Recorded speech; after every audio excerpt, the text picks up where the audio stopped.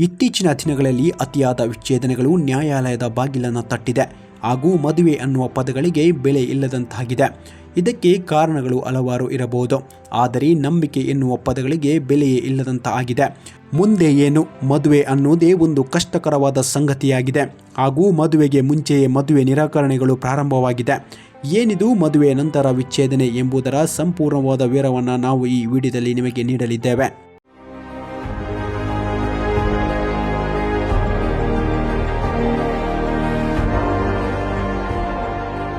ಇತ್ತೀಚಿನ ದಿನಗಳಲ್ಲಿ ವಿಚ್ಛೇದನ ಪ್ರಕರಣಗಳು ನಿರಂತರವಾಗಿ ಹೆಚ್ಚಾಗುತ್ತಿದೆ. ಸೂಕ್ಷ್ಮವಾಗಿ ಗಮನಿಸಿದರೆ ವಿಚ್ಛೇದನದ ಹಿಂದಿರುವ ಕಾರಣಗಳು ಹೊಸದೇನಲ್ಲ. ಇದೆಲ್ಲ ಅನೇಕ ದಂಪತಿಗಳು ತಮ್ಮ ನಡುವೆ ಪ್ರೀತಿ ಇಲ್ಲದಿದ್ದರೂ ಬಲವಂತದಿಂದ ಪರಸ್ಪರ ಜೀವನ ನಡೆಸುತ್ತಿದ್ದಾರೆ. ಕಡಿಮೆ ಶಿಕ್ಷಣ ಪಡೆದ ಕಾರಣ ಮಹಿಳೆಯರು ವಿಶೇಷವಾಗಿ ಈ ವಿಷಯಕ್ಕೆ ಬಲಿಯಾಗುತ್ತಿದ್ದಾರೆ ಎನ್ನಲಾಗುತ್ತಿದೆ. ಈಗ ವಿಷಯಗಳು ಬದಲಾಗುತ್ತಿವೆ. ಈಗ ಗಂಡು ಅಥವಾ ಹೆಣ್ಣು ಯಾರೇ ಆಗಲಿ ಸಂತೋಷವಾಗಿರದ ಮನೆಯಲ್ಲಿ ಬದುಕಲು ಇಷ್ಟಪಡುವುದಿಲ್ಲ. ಆದರೆ ಯಾವುದೇ ದಂಪತಿಗಳಿಗೆ ವಿಚ್ಛೇದನ ಸುಲಭವಲ್ಲ. ಆದ್ದರಿಂದ ಮದುವೆಯನ್ನು ಮುರಿಯಲು ಕಾರಣವಾಗುವ ಕೆಲವು ಮುಖ್ಯ ವಿಷಯಗಳ ಬಗ್ಗೆ ನೀವು ಕಾಳಜಿ ವಹಿಸುವುದು ಉತ್ತಮ. ಲವ್ ಮ್ಯಾರೇಜ್ ಮಾಡುವವರಲ್ಲಿ ಮದುವೆಯ ನಂತರ ಪ್ರೀತಿ ಕೊನೆಗೊಳ್ಳುತ್ತದೆ ಎನ್ನಲಾಗುತ್ತದೆ. ಸಾಮಾನ್ಯವಾಗಿ ಗಂಡ ಹೆಂಡತಿ ಸಂಬಂಧದಲ್ಲಿ ಬರುವ ಜವಾಬ್ದಾರಿಗಳಿಂದಾಗಿ ಜನರು ಪರಸ್ಪರ ಸಮಯವನ್ನು ನೀಡಲು ಸಾಧ್ಯವಾಗುವುದಿಲ್ಲ. ಇದು ನಂತರ ಅವರಿಬ್ಬರ ನಡುವೆ ದೂರವನ್ನು ಉಂಟು ಮಾಡುತ್ತದೆ ಎನ್ನಬಹುದು. ಇದಲ್ಲದೆ ಅನೇಕ ಜನರು ತಮ್ಮ ಸಂಗಾತಿಯನ್ನು ಲಘುವಾಗಿ ಪರಿಗಣಿಸಲು ಪ್ರಾರಂಭಿಸುತ್ತಾರೆ.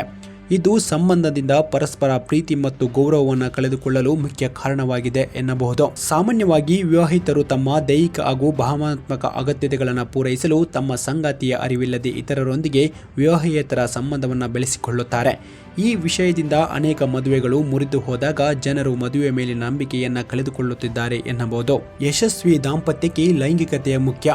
ಅಂತಹ ಪರಿಸ್ಥಿತಿಯಲ್ಲಿ ಪಾಲುದಾರನನ್ನು ಲೈಂಗಿಕವಾಗಿ ತೃಪ್ತಿಪಡಿಸಲು ಸಾಧ್ಯವಾಗದಿರುವುದು ವಿವಾಹೇತರ ಸಂಬಂಧ ಮತ್ತು ವಿಚ್ಛೇದನದ ಅಪಾಯವನ್ನು ಹೆಚ್ಚಿಸುತ್ತದೆ. ಆದ್ದರಿಂದ ಮದುವೆಗೆ ಮೊದಲು ನಿಮ್ಮ ಆದ್ಯತೆಗಳನ್ನು ಮತ್ತು ಮಿತಿಗಳನ್ನು ಪರಸ್ಪರ ಚರ್ಚಿಸುವುದು ಮುಖ್ಯವಾಗಿದೆ. ಇಂದಿಗೂ ಅನೇಕ ಜನರು ಕೇವಲ ಆಕ್ರಮಣವನ್ನು ಶೋಷಣೆ ಎಂದು ಪರಿಗಣಿಸುತ್ತಾರೆ. ಮಹಿಳೆಯರು ಹೆಚ್ಚಾಗಿ ಇಂತಹ ದೌರ್ಜನ್ಯಕ್ಕೆ ಬಲಿಯಾಗುತ್ತಿದ್ದಾರೆ. ಅಂತಹ ವಿವಾಹಗಳು ಸಾಮಾನ್ಯವಾಗಿ ವಿಚ್ಛೇದನದಲ್ಲಿ ಕೊನೆಗೊಳ್ಳುತ್ತವೆ. ಮದುವೆಯ ನಂತರ ನೀವು ಒಬ್ಬ ವ್ಯಕ್ತಿಯೊಂದಿಗೆ ವಾಸಿಸಲು ಪ್ರಾರಂಭಿಸಿದಾಗ ಅವರ ನ್ಯೂನತೆಗಳು ಕಾಣಿಸಿಕೊಳ್ಳಲಾರಂಭಿಸುತ್ತದೆ.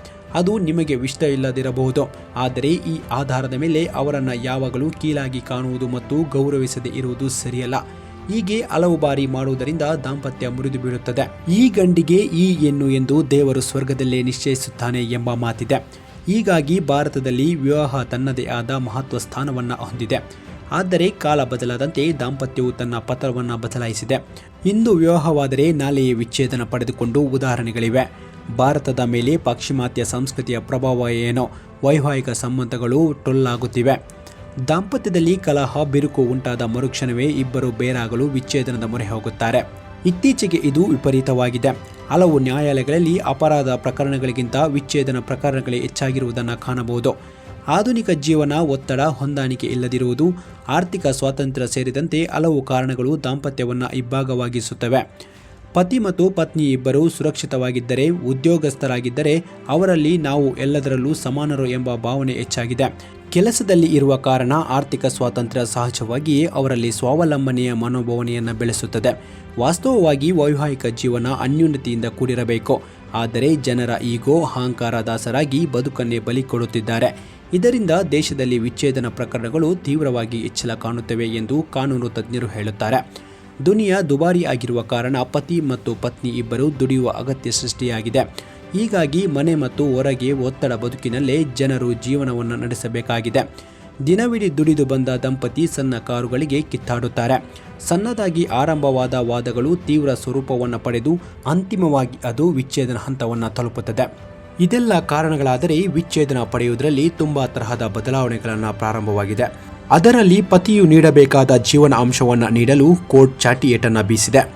ಅದಕ್ಕೆ ಸೂಕ್ತ ಕಾರಣ ಹಾಗೂ ಪತ್ನಿಯು ವಿದ್ಯಾವಂತಳು ಹಾಗೂ ವೃತ್ತಿಯನ್ನು ಮಾಡುತ್ತಿದ್ದರೆ ಅಂಥವರಿಗೆ ಪತಿಯು ಜೀವನಾಂಶವನ್ನು ನೀಡಲು ನಿರಾಕರಿಸಿದೆ.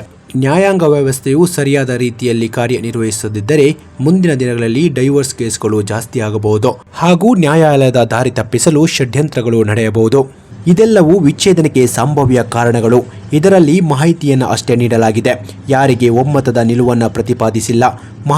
ಮಾಹಿತಿಯ ದೃಷ್ಟಿಯಲ್ಲೇ ಪರಿಗಣಿಸಿ ಎನ್ನುತ್ತಾ ಈ ಮಾಹಿತಿಯನ್ನು ಇಲ್ಲಿಗೆ ಕೊನೆಗೊಳಿಸುತ್ತೇನೆ. ಇನ್ನೊಂದು ಹೊಸ ಅಧ್ಯಾಯದೊಂದಿಗೆ ನಿಮ್ಮ ಜೊತೆಯಾಗುತ್ತೇನೆ. ಅಲ್ಲಿಯವರೆಗೂ ನಿಮಗೆಲ್ಲರಿಗೂ ಶುಭವಾಗಲಿ. ಜೈ ಹಿಂದ್, ಜೈ ಭಾರತ್ ಮಾತೆ.